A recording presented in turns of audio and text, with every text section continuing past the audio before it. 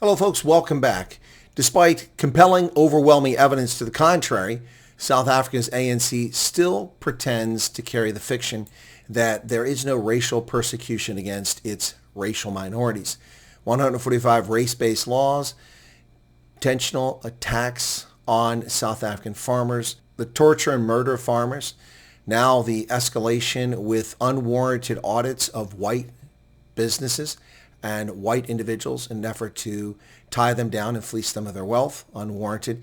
People who passed their taxes year after year after year. Suddenly there's a rash of this going on. Businesses being targeted, they're owned by whites.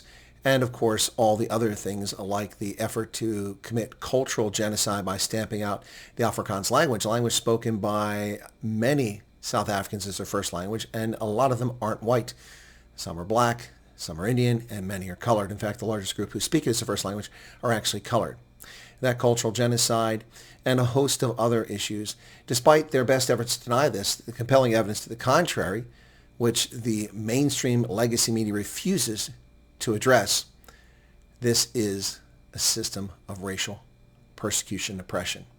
And frankly, it's worse than it was under apartheid, from the standpoint that under apartheid, a minority oppressed a majority. Here, the majority oppresses a minority. Who will stand for the minority? That's a real problem.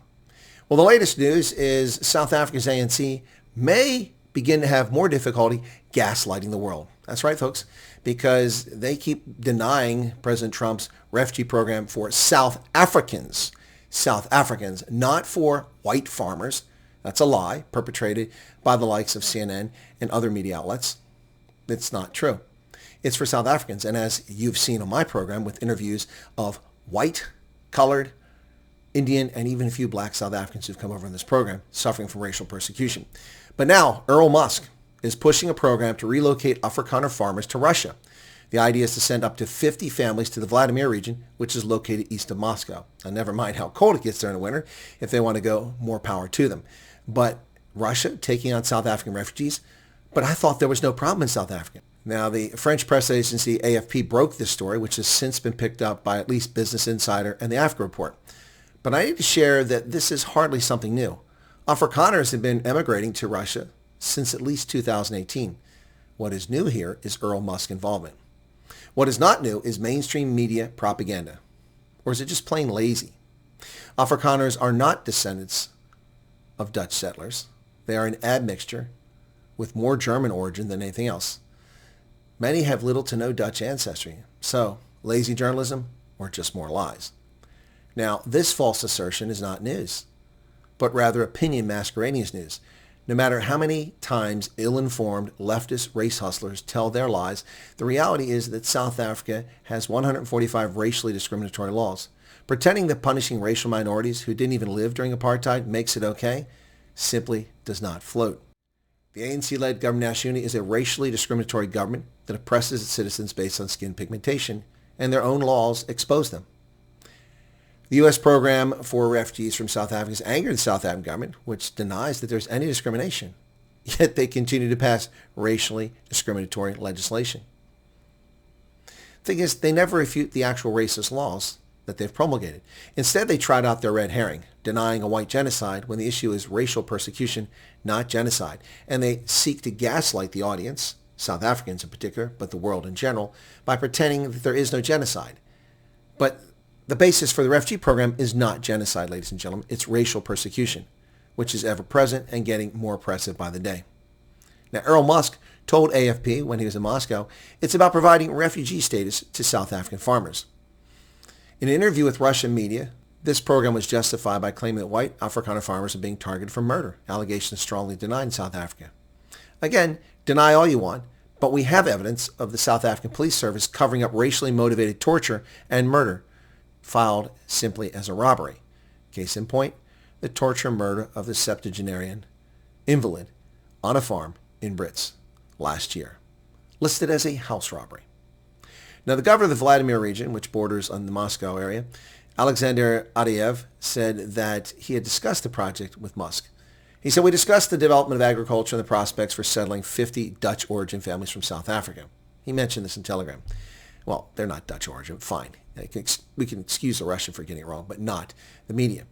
South African laws designed to rebalance the apartheid-era discrimination require large companies to be at least 30% owned by people from previously disadvantaged communities.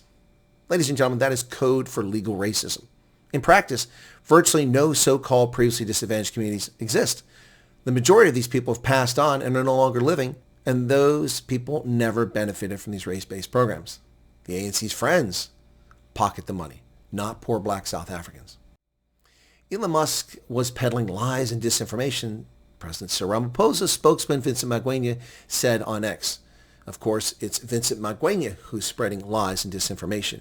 He, Gwede Mantashe, Ronald Lamola, Cyril Ramaphosa, Fikede Mbulula have all spread propaganda and lies about the U.S. refugee program, about the state of race relations in South Africa, and about the racially discriminatory laws that South Africa has.